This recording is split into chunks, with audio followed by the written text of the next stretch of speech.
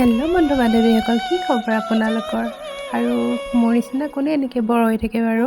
মই বৰ হৈ থাকিলে এনেকৈ আমাৰ নতুন ঘৰ বনাই আছে যে, নতুন ঘৰ কৰিটোতো চাদ দিয়া হৈ গ'ল। তাতে বহি ফুলবোৰক এনেকৈ চাওঁ, পানী দিওঁ, তাতে গৰম হৈছে ন। যি গৰম দিছে বাপৰে, আপোনালোকৰ সেইপিনে পৰিছেনে? ক'বচোন, কমেণ্ট কৰি জনাব।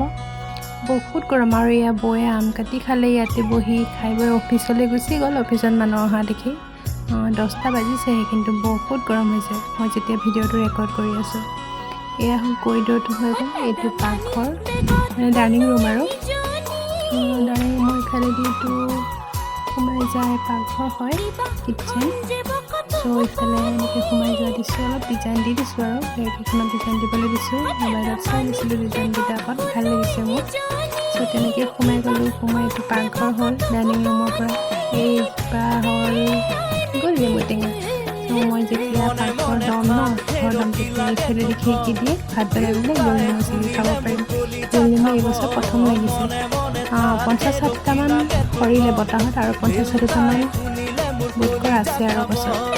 এইটো হ'ল ডাইনিং ৰুম। ইফালে আৰু ওলাই আহিছিলোঁ, এইটো কৰিডৰ মাজত। এইটো হ'ল বেডৰুম, আৰু ইফালে বাওঁ চাইডে যিটো আপোনালোকে দেখি আছে সেইটো হ'ল ড্ৰয়িং ৰুম হ'ব, আৰু সোঁ চাইডে সেইটো এটা হ'ল মানে কি ক'ব আৰু ৰুম দুটা আছে আৰু তাৰপিছত বেডৰুম। আৰু তাৰপিছত এইখন বাৰান্দাখন চাদ দিম বুলি কৈছে মানুহজনে। খুঁটাকেইটা অলপ ডাঙৰকৈ দি বনাই থোৱা আছে। এই বছৰ নোৱাৰিমগৈ চাগে, অহা বছৰলৈ দিয়া হ'ব আৰু চাদখন। এইটো ৰাস্তা, আমাৰ ইফালেদি ৰাস্তা উলিয়ালে কোনখন মেইন ৰোডৰ লগত ইফালেদি হ'ব ৰাস্তাটো, গাড়ী গৈ আছে দেখিছিলোঁ। ইফালেদি দিয়া হ'ব, আৰু সেইখন নিজে নোলাই কেনেকৈ থাকে। এপাক ওলাই দিলোঁ। ভিডিঅ'টো চাই কেনেকুৱা পালে, মোৰ বৰিং লাগি থকা টাইমটো এনেকৈ সাঁচি ৰাখিলোঁ।